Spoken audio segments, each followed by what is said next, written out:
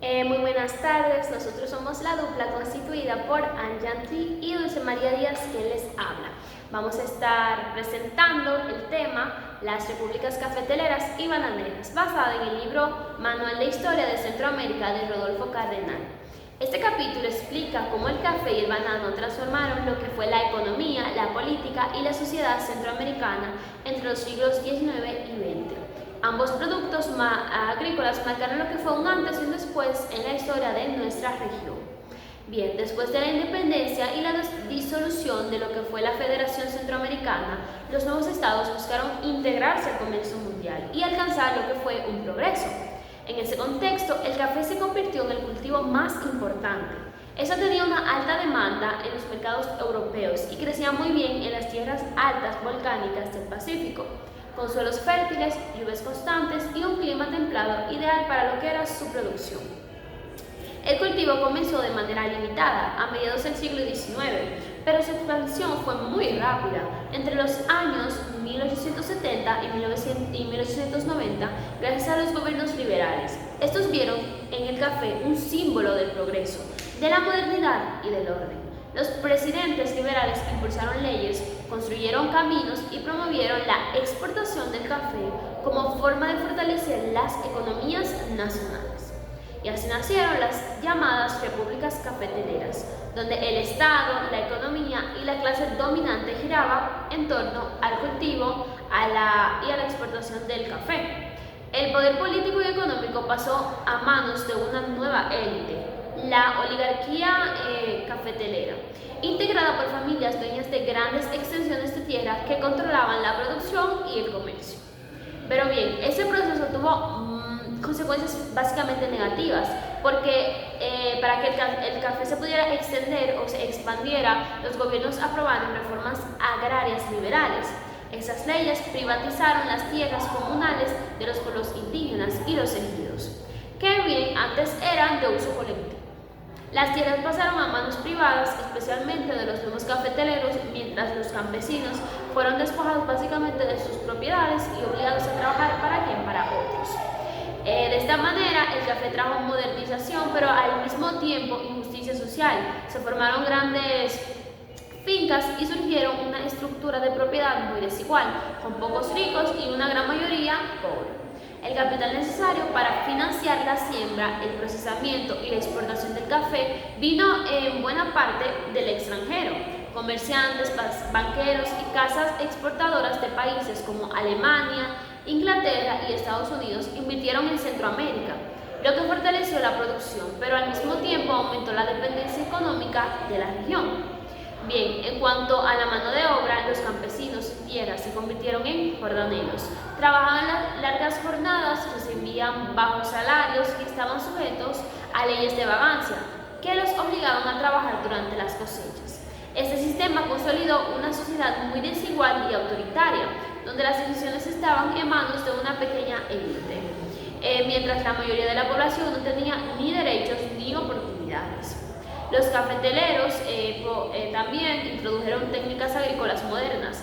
Ellos seleccionaban las plantas, controlaban la sombra, usaban lo que eran sistemas de riego y construían beneficios para procesar el grano. Los gobiernos, por su parte, impulsaron la construcción de ferrocarriles, carreteras y puertos, pero no para mejorar la vida del pueblo, sino para facilitar la exportación del café hacia los mercados internacionales.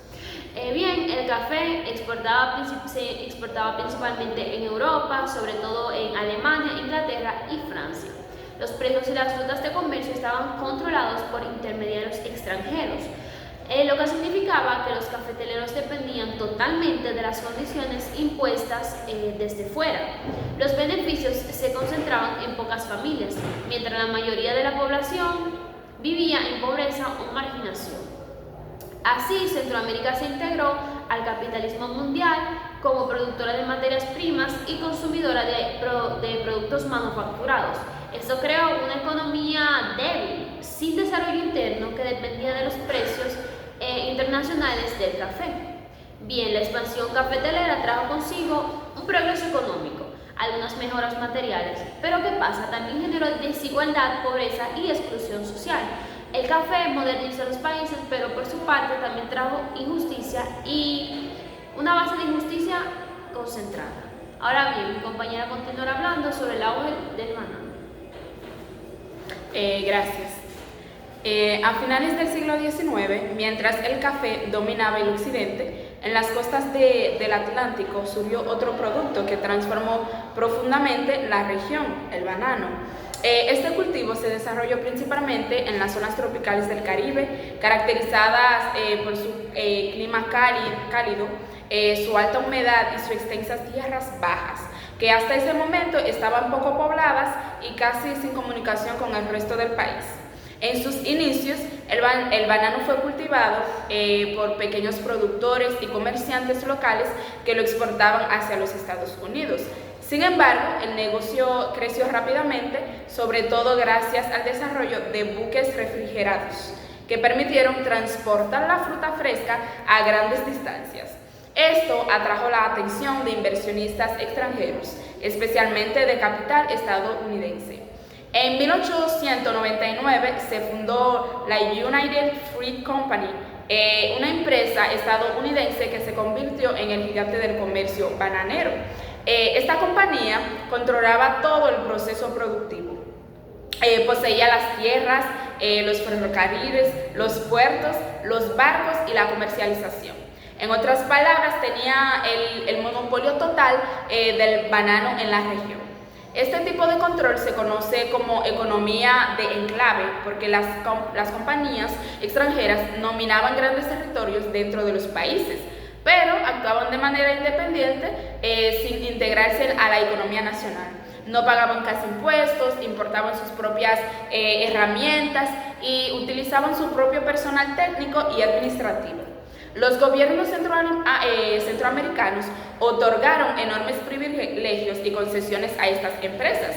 Les cedieron tierras, exenciones de impuestos y el control de las zonas portuarias. En muchos casos, las compañías influyeron directamente en las decisiones políticas de los países, lo que generó una fuerte dependencia de Estados Unidos. Las consecuencias sociales también fueron muy visibles, ya que las compañías bananeras crearon empleos, pero eran mal pagados, temporales y de alto riesgo. Además, las condiciones laborales eran duras y discriminatorias. Las protestas obreras fueron reprimidas por los gobiernos que actuaban en defensa de las empresas. En países como Honduras, Costa Rica y Guatemala, las compañías tuvieron tanto poder que incluso influyeron en golpes de Estado o en la caída de gobiernos que intentaron limitar esos privilegios. Por eso, muchas veces se usa el término repúblicas bananeras para describir a los países donde las compañías extranjeras controlaban no solo la economía, sino también la política.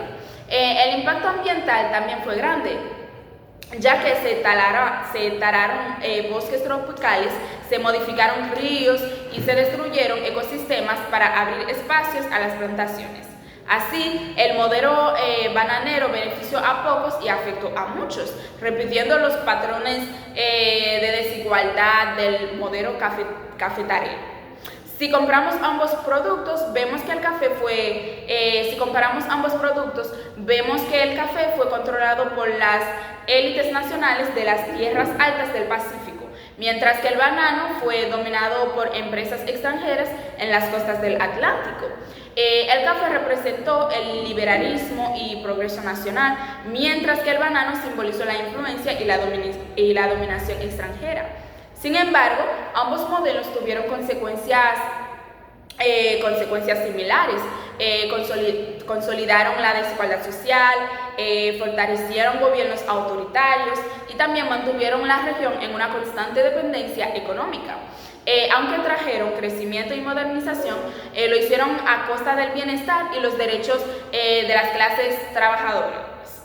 En conclusión, se puede decir que las repúblicas cafetaleras y bananeras definieron el rumbo económico y político de Centroamérica desde finales del siglo XIX hasta buena parte del siglo XX. El café simbolizó el progreso liberal, mientras que el banano reveló la dominación extranjera.